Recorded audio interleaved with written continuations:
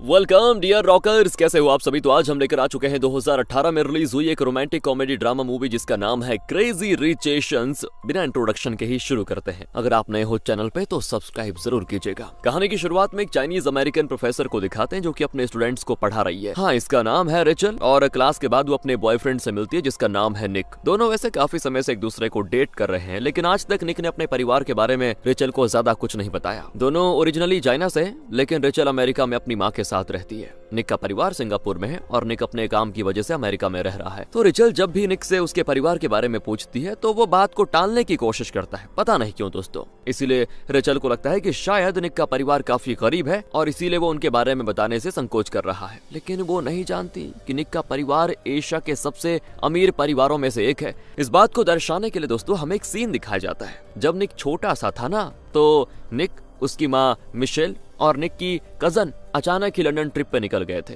रात बहुत हो गई थी और उन्हें रहने के लिए होटल नहीं मिल रहा था। तब मिशेल उन्हें एक बड़े 5 स्टार होटल में लेकर गई, लेकिन होटल के मैनेजर ने इन्हें कमरा देने से इनकार कर दिया था। कारण बस ये था कि ये लोग थे एशियन, खासकर चाइनीज, और इनके होलिये से उसे लगा कि इनके पास ऐसे होटल में कमरा बुक करने जितना रोकड़ा नहीं होगा। वो कहता है कि सारे रूम्स बुक्ड हैं, जबकि दोस्तों कमरे थे। मिशेल समझ जाती है बात को और कहती है कि क्या मैं अपने पति को एक कॉल कर सकती हूँ। इसके लिए भी वो मना कर देता है। तंग आकर वो बाहर आ जाती है और एक पब्लिक फोन बूथ से अपने पति को कॉल करती है। फिर वापस उस होटल में बच्चों को ले जाती है तो मैनेजर भड़क जाता है कि एक बार कह दिया कि कमरा नहीं है, कितनी बार कहो, निकलो बाहर। पर इतने में ऊपर से होटल का ओनर भागा चला आता है और मिशेल से कहता है कि सॉरी मैडम, बहुत बड़ी गलती हो गई। आपके पति ने अभी मुझे कॉल किया, आप प्लीज अंदर आइए और मैनेजर को प्लीज माफ कर दीजिए। इस तरह वो उनकी खूब मेहमान नवाजी करने में लग जाता है। मैनेजर और दूसरे स्टाफ तो हक्के बक्के रह जाते हैं कि ये चल क्या रहा है, कौन है ये इतनी बड़ी शख्सियत। दरअसल मिशेल के पति ने होटल ओनर को कॉल किया था और रातों रात पूरे होटल को दोगुने दाम पे खरीद भी लिया था। और ये सब इसीलिए दोस्तों क्योंकि उसकी वाइफ और परिवार को यहाँ पे कमरा नहीं दिया गया। वाह यार, इसको कहते हैं अमीरी। और इस हरकत में इनकी अमीरी से ज्यादा इनकी क्रेजीनेस नजर आती है ना। खैर, मिशेल मुड़कर मैनेजर से कहती है कि मेरे बच्चों ने वहाँ कीचड़ फैला दिया है, उसे साफ कर दीजिए। तो दोस्तों ऐसे रईस परिवार से आता है अपना निक, लेकिन देखो कैसा भोला बन रहा है। लेकिन रेचल तो उसको गरीब समझती है, क्या करें। प्रेजेंट में निक रेचल को बताता है कि सिंगापुर में हमारी एक फैमिली फ्रेंड के घर में शादी है और मैं चाहता हूँ कि तुम भी मेरे साथ आ जाओ और शादी अटेंड करने के बहाने मेरे परिवार से भी मिल लो। तो रेचल भी मान जाती है क्योंकि उसकी एक अमीर फ्रेंड सिंगापुर में रहती है जिसका नाम है लिन। वो सोचती है कि सिंगापुर जाकर लिन से भी मिल लूंगी और निक के फ्रेंड की शादी में जाकर उसके परिवार से भी मुलाकात कर लूंगी। और तब एक अजनबी लड़की इनको साथ देखकर इनकी फोटो क्लिक कर लेती है और फिर उसे सोशल मीडिया पे शेयर कर देती है। इस वजह से वो सिंगापुर भर में वायरल हो जाता है क्योंकि निक वहाँ के सबसे अमीर परिवारों में से एक को बिलोंग करता है दोस्तों। और जाहिर है निक की माँ मिशेल को भी पता चल जाता है। वो निक को तुरंत कॉल करके पूछती है कि ये लड़की कौन है, अरे हमारे बराबर के खानदान से है या फिर तुम बस उसके साथ फ्रेंडली बातें कर रहे थे, क्या था। तो निक पूछता है कि उसके बारे में आपको कैसे पता चला माँ। मिशेल कहती है कि मुझे क्या, पूरे सिंगापुर को पता चल चुका है। निक कहता है माँ मैं शादी में आ रहा हूँ तो उसे भी साथ लेकर आऊंगा, फिर बात करेंगे। मिशेल कहती है कि बेटा मेरे बारे में तुम बखूबी जानते हो, अगर उस लड़की को लाकर हमारे खानदान की नाक कटवाने की कोशिश की तो मैं रुद्रा तांडव करके बैठूंगी, बता रही हूँ, उसे मत लेकर आओ। कहकर वो कॉल काट देती है। पर रेचल अंदर से बहुत ज्यादा एक्साइटेड होती है और वो निक की माँ और उसके पूरे परिवार से मिलने जा रही है, इसीलिए क्योंकि आज तक पहले तो निक ने कभी अपने परिवार के बारे में बात नहीं की और आज उसको लेके जा रहा है सीधा दिखाने के लिए, तो एक्साइटमेंट तो होगी ना। निक अमीर है या गरीब उससे रेचल को कोई फर्क नहीं पड़ता। निक के फ्रेंड की शादी के लिए रेचल एक अच्छा सा ड्रेस लेके अपनी माँ के साथ शॉपिंग जाती है। माँ कहती है कि बेटा पता नहीं निक के परिवार की आर्थिक हालत क्या होगी, अगर उनके घर में जगह ना हो ना तो तुम और निक होटल में रह लेना, उन लोगों को तुम्हारी वजह से कोई परेशानी नहीं होनी चाहिए, ध्यान रखना इस बात का और सबसे अच्छे से पेश आना। अगले सीन में निक और रेचल सिंगापुर जाने के लिए टैक्सी में एयरपोर्ट जाते हैं। वहाँ एक एयर होस्टेस इनका स्वागत करती है और इनका लगेज भी उठाकर ले जाने का इंतजाम किया जाता है, सब कुछ परफेक्ट। तो रेचल हैरान रह जाती है कि वाह इतनी सुविधाएं। और तो और निक ने इकोनॉमी क्लास नहीं business class flight ticket book किया था। रेचल उसको डांटती है कि ये तो फ्लाइट कम और स्टार होटल ज्यादा लग रहा है, तुमने काम करके जो थोड़े बहुत पैसे जमा किए थे वो सब यहाँ उड़ा दिए क्या टिकट में, स्टूपिड कहीं के। निक तो हंसता है कि अरे मेरी कजन का फ्रेंड इस एयरलाइंस में बड़ी पोजीशन पे है, बस उसी की बदौलत ये फ्री टिकट्स मिले हैं। रेचल कहती है ऐसा कौन सा पागल आदमी है जो तुम्हें बिजनेस क्लास में फ्री टिकट्स दे रहा है, बताओ। निक कहता है कि यार अब फ्री में मिला है तो एंजॉय करो ना, खामा का सवाल क्या करना। वैसे निक अपनी मेहनत से जो कमाया दोस्तों दोस्तों उसी के बलबूते पर वो अपनी लाइफ जीना चाहता है और शायद इसीलिए उसने रिचल को नहीं बताया कि वो अमीर परिवार से आता है। और यहाँ पे हमको निक के परिवार के बारे में बताते हैं। निक के पिता की 2 बहनें हैं, यानी निक की बुआएं, सभी मिलजुल कर एक बहुत ही बड़े पैलेस में रहते हैं। बड़ी बुआ के बेटे का नाम है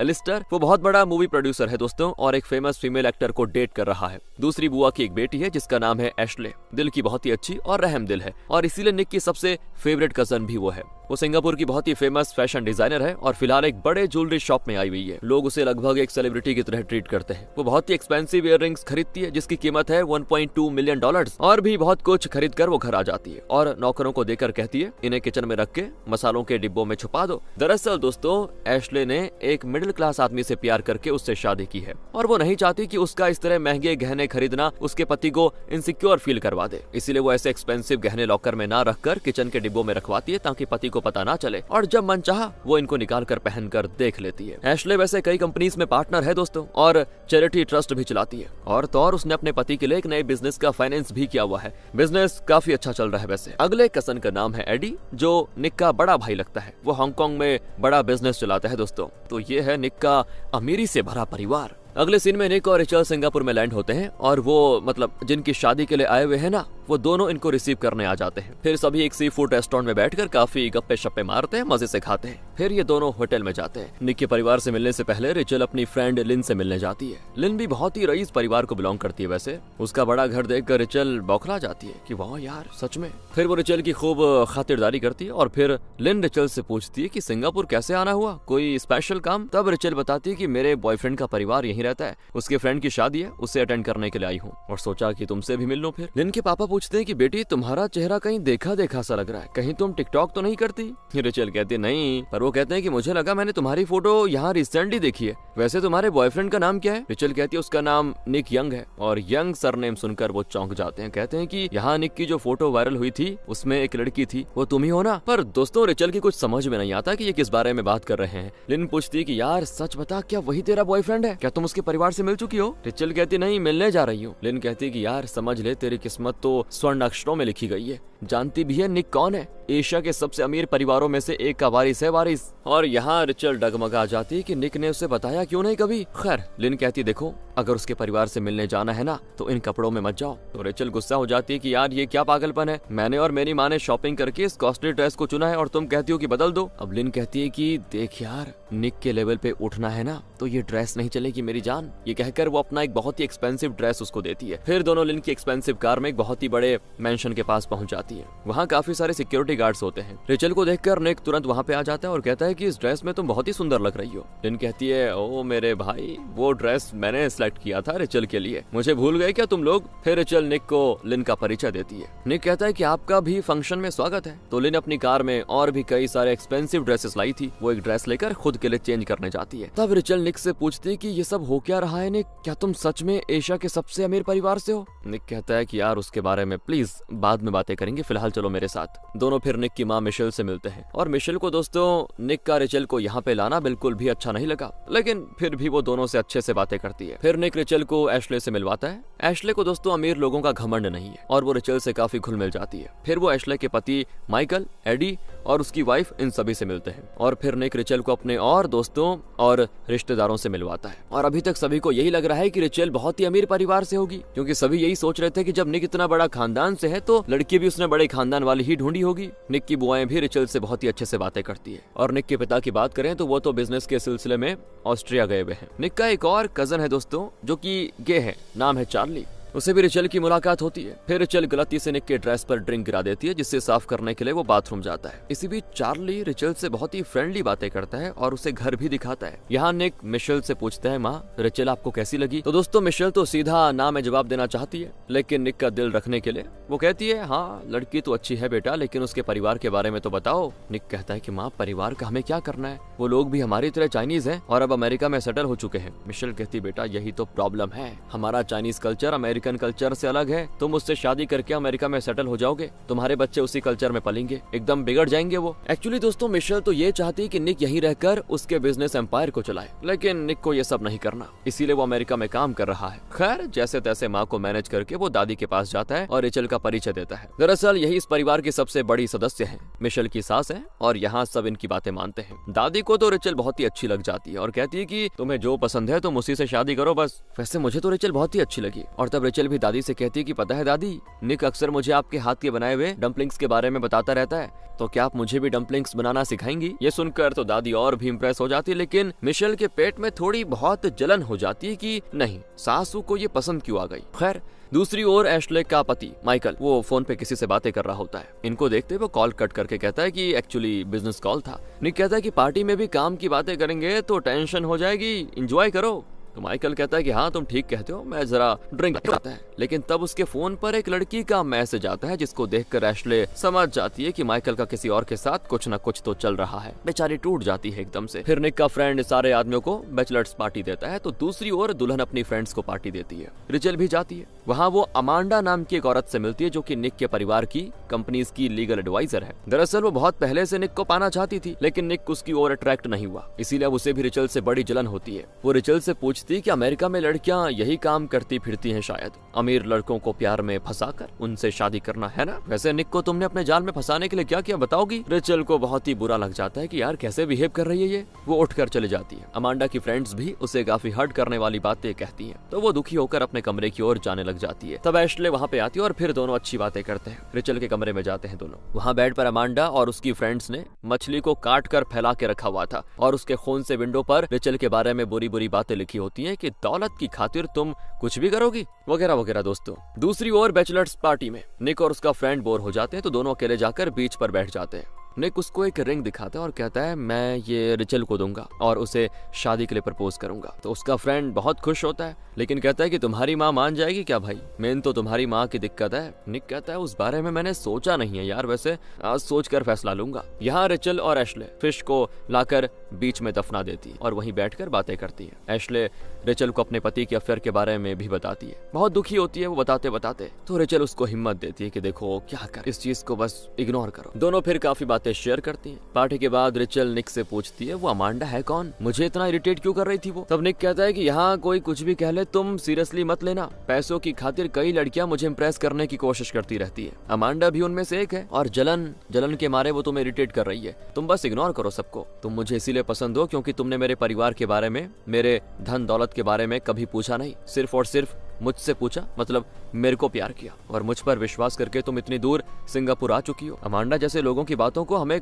मतलब इग्नोर करना चाहिए, छोड़ो यार। फिर उसे कोई जोक सुनाकर निक हंसा देता है और फिर सभी मिलकर चाइना का पारंपरिक डम्पलिंग्स बनाने में मस्त हो जाते हैं। रिचल भी खूब एंजॉय करती है दोस्तों वो चीज, लेकिन मिशेल रिचल से अभी भी चिढ़ी हुई है। तब रिचल खुद मिशेल से पूछती है आंटी जी आपके हाथों में जो रिंग है बहुत ही खूबसूरत लग रहा है। तो मिशेल उसे रिंग के पीछे की कहानी बताती है। मिशेल और निक के पिता का लव मैरिज हुआ था दोस्तों। शुरू में मिशेल की सास मतलब प्रेजेंट वाली दादी इनके रिश्ते के खिलाफ थी, इसीलिए उन्होंने मिशेल को अपने परिवार का पुश्तैनी रिंग देने से इनकार कर दिया, जो पीढ़ी दर पीढ़ी इस घर में आने वाली बहू को दिया जाता था वो वाला। इसी वजह से मिशेल के पिता ने बिल्कुल वैसा ही रिंग अपनी बेटी के लिए बनवाया और उसे पहनकर मिशेल और उसके पति की शादी हुई थी। ये सारी बातें बताकर मिशेल कहती है कि शुरू में मेरी सास ने मुझे स्वीकारा नहीं था, लेकिन इस परिवार के लिए मैंने अपने पैशन त्याग दिए। असल में दोस्तों मिशेल एक लॉयर थी, लेकिन परिवार की खातिर उसने अपनी प्रैक्टिस तक छोड़ दी। और ये सारी बातें जानकर रिचल समझ जाती है कि मिशेल क्या कहने की कोशिश कर रही है। मतलब अगर रिचल और निक की शादी भी हो गई तो मिशेल नहीं चाहती कि रिचल वापस अमेरिका जाकर अपनी नौकरी करे। जिस तरह मिशेल ने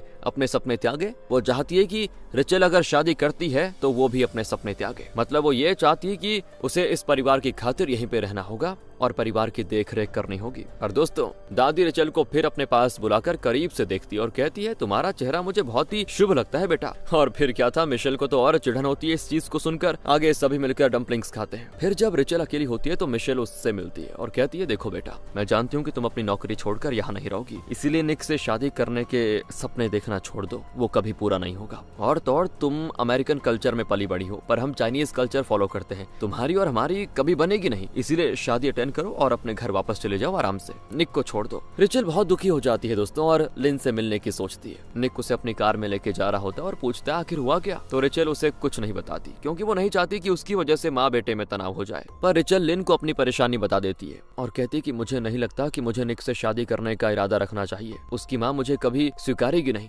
नीचा समझती है और मैं जल्दी से जल्दी अमेरिका चले जाना चाहती हूँ। लिन कहती है कि अरे यार इतनी जल्दी हार मान गई, मैं तुम्हें एक आइडिया बताती हूँ। ये कहकर लिन रिचल को चार्ली के पास लेके जाती है और दोनों मिलकर रिचल के लिए एक बढ़िया सा ड्रेस सिलेक्ट करते हैं जिसे पहनकर रिचल निक के फ्रेंड की शादी में जाएगी। फिर वो रिचल के हेयर स्टाइलिंग, फेशियल सब करते हैं और उसे लगभग एक सेलिब्रिटी की तरह बनाकर शादी में भेजते हैं। और जब रिचल वहां जाकर कार से उतरती है, भाई सारे कैमरास उसकी ओर मुड़ जाते हैं। सभी को लगता है कि शायद रिचल कोई बड़ी एक्टर या सेलिब्रिटी है। उसको देखकर तो अमांडा की भी बोलती बंद हो जाती है। अब रिचल उसको और चिढ़ाती है कि अब तो मैं निक के काबिल लग रही हूँ ना, बताओ यार अब क्या हो गया, बोलती बंद हो गई क्या? ये तो सिर्फ ट्रेलर था, मेन पिक्चर तो अंदर चलेगी, आके देख लो, कहकर रिचल शान से अंदर जाती है। दूसरी ओर एशले और माइकल कार में आ रहे होते हैं। कल इनके बेटे का जन्मदिन है दोस्तों, लेकिन माइकल बर्थडे सेलिब्रेशन में ना आने के लिए किसी मीटिंग का बहाना कर रहा है। ध्यान से देखिए इसको। पर एशले तो जानती है कि वो अपनी गर्लफ्रेंड से मिलने जा रहा है। वो सीधे माइकल से पूछ भी लेती, लेकिन माइकल को जरा भी गिल्ट फील नहीं होता।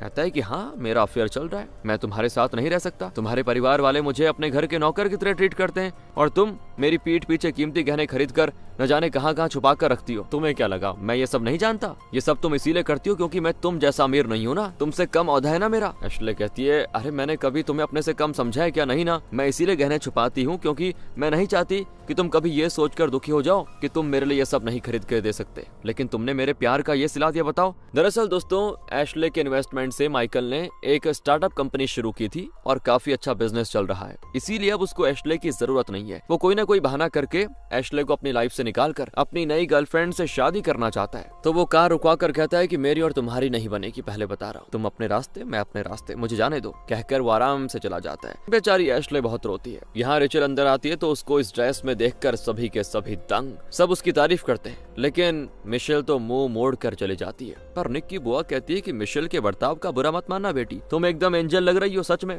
खैर दोस्तों शादी हो जाती है बढ़िया तरीके से। चर्च के डेकोरेशन में लगभग $40 मिलियन लग गए थे और दुनिया भर से सेलिब्रिटीज आए होते हैं। उस रात बड़ी मस्त पार्टी होती है जिसमें एलिस्टर अपनी एक्टर गर्लफ्रेंड के साथ बहुत ही ग्लैमरस तरीके से डांस करता है। ये देखकर मिशेल तो बिल्कुल आग बबूला हो जाती है कि हमारे परिवार का लड़का ऐसे डांस कर रहा है, बताओ। वो चार्ली को भेजकर उन दोनों को अलग करने को कहती है। वो भी जाकर एलिस्टर से कहता है कि तुम्हारे लिए पापा का कॉल है। वो भी कॉल अटेंड करने जाता है और इसी बीच वो एलिस्टर की गर्लफ्रेंड के कान भरने लग जाता है कि एलिस्टर का इस परिवार की प्रॉपर्टी में कोई हक नहीं है, वो खुद हमारे टुकड़ों पे पल रहा है। अगर उसने तुमसे ये कहा कि वो भी इस परिवार की प्रॉपर्टी का वारिस है तो वो झूठा है। ये सारी बातें सुनकर वो एक्टर तुरंत अपना इरादा बदल लेती है। लगता है दोस्तों मिशेल ने अंदाजा लगा लिया था कि वो एलिस्टर के पैसों के लिए ही उसके साथ चिपकी हुई है, इसीलिए मिशेल ने ये चाल चली थी। अब एलिस्टर की गर्लफ्रेंड किसी और के साथ डांस कर रही होती है। फिर रोमांटिक म्यूजिक बजता है। निक और रिचल काफी क्लोज होकर डांस करते हैं। ये देखकर मिशेल फिर से अपनी चाल चलती है। वो इन दोनों को दादी के पास लेकर जाती है। दरअसल मिशेल ने अपने कुछ डिटेक्टिव्स के जरिए रिचल के बारे में काफी जानकारी हासिल कर ली थी। मिशेल को पता चला था कि रिचल की मां ने शादी के बाद किसी और के साथ अफेयर किया और उसके जरिए रिचल पैदा हुई थी, इसीलिए अपने पति से वो अलग हो गई और रिचल को लेकर अमेरिका चली गई। ये सब जानकर तो दादी भी रिचल से सवाल करती है कि बेटा मैंने तुम्हें अच्छी लड़की समझा पर तुम्हारी माँ इतनी गिरी हुई औरत है ये मैं नहीं जानती थी। तुम हमारे परिवार में बहू बनकर आने के लायक हो ही नहीं। और रिचल से ये अपमान सहा नहीं जाता और वो वहाँ से बाहर आ जाती है। निक फिर दादी और माँ को बहुत समझाता है कि रिचल अच्छी लड़की है, उसके बारे में ऐसी गलत बातें मत करो। वो रिचल के पीछे जाने लग जाता है तो रिचल लिन के घर जाती है और वहीं बेड पे लेट जाती है। अगले दिन लिन उसको जगाती है लेकिन वो नाश्ते के लिए भी नहीं उठती। रात हो जाती है। लिन के बच्चे कहते हैं कि प्लीज आंटी हमारे साथ खाना खाओ ना, लेकिन रिचल तो टूट चुकी थी यार। मिशेल और दादी के कड़वे शब्दों ने उसे बहुत ही घायल कर दिया था। 2 दिन बीत जाते हैं और रिचल ने अब तक कुछ खाया नहीं होता। निक उसे कॉल करता है लेकिन वो कॉल नहीं उठाती। अगले दिन रिचल की माँ आ जाती है और माँ को देखने के बाद रिचल को थोड़ा अच्छा फील होता है। वो माँ को सब बताती है और तब माँ बताती है असलियत क्या है। दरअसल दोस्तों रिचल की माँ की शादी एक ऐसे आदमी से हुई थी जो शराब पीकर आए दिन उसको मारता,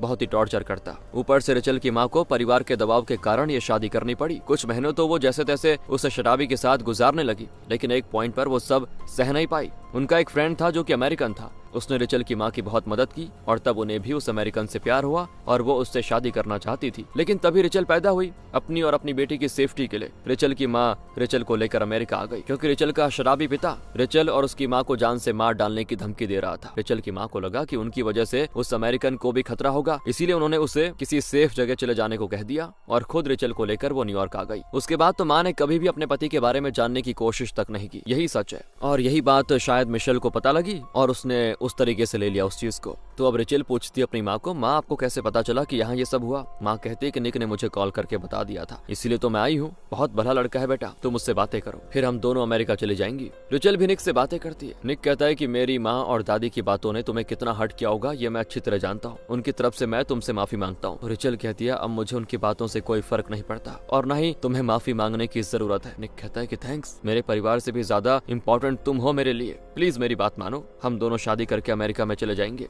दोनों एक नई लाइफ शुरू करेंगे। कहकर वो रिचल को प्रपोज भी करता है, लेकिन रिचल एकदम खामोश रहती है। अगले दिन वो एक गैम्बलिंग क्लब में जाते हैं जहाँ चाइना का एक फेमस गैम्बलिंग गेम खेला जाता है, जिसमें जीतने के लिए अच्छी मेमोरी, अच्छी स्ट्रेटेजी और थोड़ा सा लक चाहिए होता है। मिशेल अक्सर यहाँ पे आती है दोस्तों, शायद ये बात जानकर ही रिचल यहाँ पे आई होती है। इस गेम के बारे में रिचल काफी कुछ जानती है। अब मिशेल भी आकर बैठती है और इनके अलावा और दो प्लेयर्स वहाँ पे बैठी होती हैं जिन्हें शायद इनका लैंग्वेज समझ में नहीं आता। इसीलिए अब रिचल और मिशेल गेम खेलते खेलते बातें करने लगती हैं। रिचल कहती है कि जब मैं पहली बार आपके बेटे के साथ यहाँ पर आई तो मैं समझ गई कि मैं आपको बिल्कुल भी अच्छी नहीं लगती। क्या इसकी कोई वजह थी? मिशेल कहती है कि तुम्हारी माँ भले ही चाइनीज है लेकिन तुम्हारा पिता अमेरिकन है, तुम्हारे शरीर में अमेरिकन खून दौड़ रहा है। अमेरिकन बहुत ही सेल्फिश होते हैं, इसीलिए मैं जानती हूँ कि तुम भी सेल्फिश हो, धन दौलत की खातिर मेरे बेटे से शादी करना चाहती हो। ये सब सुनकर रिचल को हंसी आती है। पहले मिशेल कहती है ऊपर से तुम मेरे बेटे के लिए बिल्कुल भी सुटेबल नहीं हो, मेरी बहू तो तुमसे भी ज्यादा खूबसूरत और तुमसे भी ज्यादा अकलमंद लड़की होगी कोई। रिचल स्माइल करके कहती है कल आपका बेटा मुझसे मिलने आया था, उसने मुझे शादी के लिए प्रपोज भी किया, कहने लगा कि मैं अपने परिवार को छोड़कर तुम्हारे साथ आने को तैयार हूँ, चलो अमेरिका जाकर शादी करते हैं। ये आपके बेटे के वाक्य थे। मिशेल घबरा जाती कि कहीं रिचल ने हाँ तो नहीं कर दी। रिचल कहती कि डरिए मत, मैंने उसकी बात नहीं मानी, मैंने कह दिया कि हम दोनों एक नहीं हो सकते, हमें ब्रेकअप कर लेना चाहिए। वो बड़ा उदास होकर चला गया। फिर आपको आपका बेटा तो वापस मिल जाएगा लेकिन वो जिंदगी भर आपको माफ नहीं करेगा। मुझसे शादी करके वो शायद आपको और आपके परिवार को खो देता, लेकिन मुझे खोकर वो उम्र भर आपको सिर्फ और सिर्फ नफरत की नजर से देखेगा कि माँ ने मुझे अपनी मर्जी की लाइफ पार्टनर भी चुनने नहीं दिया, यही हमेशा वो कहेगा। इसी दौरान दोस्तों मिशेल गेम जीत रही होती है और तब रिचल कहती है कि गेम खत्म नहीं हुआ है, मेरे परिवार के बारे में, मेरी माँ के बारे में मुझे सब कुछ पता चल चुका है। मेरी माँ ने मुझे सब बता दिया, उनकी लाइफ में जो हुआ उसमें मुझे उनकी कोई गलती नजर नहीं आती। शायद आपको गलत लगा होगा क्योंकि आप परंपरा संस्कार के नाम पर कई चादर ओढ़े हुए रहती हैं। अगर किसी को नीचा समझना ही आपके संस्कार और आपकी परंपरा को मजबूत बनाते हैं तो मुझे ना ऐसे संस्कारों की जरूरत है और ना ही ऐसी परंपरा की। आप नहीं जानती कि मैं निक से कितना प्यार करती हूँ। ये कहते हुए रिचल की आंखों में समंदर बहा जाता है दोस्तों। वो कहते कि फिर भी मैंने निक को ना कह दिया क्योंकि मैं कभी एक माँ से उनका बेटा छीनना नहीं चाहूंगी। आपकी खातिर मैंने निक को अपने से अलग कर दिया, मेरी माँ ने मुझे यही संस्कार दिए हैं। वैसे निक से भी जो लड़की शादी करेगी बहुत ही लकी होगी। हाँ, मैं अनलकी निकली जो मुझे निक मिलकर भी नहीं मिला। फ्यूचर में आप निक की शादी करवाएंगी और शायद उसके बच्चे भी होंगे। उसके परिवार को बसते हुए देखकर आपको बहुत खुशी भी होगी, लेकिन तब आप याद रखना कि ये खुशी आपको रिचल नाम की एक हाफ अमेरिकन मिडिल क्लास लड़की की बदौलत मिली है, जिसे एक गरीब सिंगल मदर ने अपनी मेहनत से पाल पोस कर बड़ा किया। इतना कहकर रिचल अपने कॉइन्स से दिखाती है और यहाँ पर पता चलता है कि रिचल मिशेल से पहले ही ये गेम जीत चुकी थी, लेकिन मिशेल को जीतने का मौका देकर रिचल ने अपना बड़प्पन दिखाया। मतलब दोस्तों रिचल मिशेल का दिल रखने के लिए न सिर्फ ये गेम हारी, बल्कि इस गेम की तरह उसने मिशेल की खुशी के लिए अपनी खुशी त्याग दी, शादी के लिए ना बोलकर। इसके अलावा रिचल की बातों से मिशेल काफी प्रभावित हुई थी क्योंकि मिशेल ने खुद प्यार करके शादी की थी, लेकिन अब वो अपने बेटे के प्यार के खिलाफ है और वो भी सिर्फ इसीलिए कि रिचल दौलतमंद नहीं है। संस्कार और परंपरा तो सिर्फ उसका बहाना था उसको ना कहने का। तो दोस्तों मिशेल अब अपने अंदर झांक कर समझ जाती है कि वो कितनी गलत है और रिचल कितनी सही। रिचल के साथ उसकी माँ भी आई होती है और दोनों जाने से पहले मिशेल को एक नजर देख कर जाती है, जैसे कि ये कह रही हो कि हमारा ओहदा भले ही तुमसे कम है लेकिन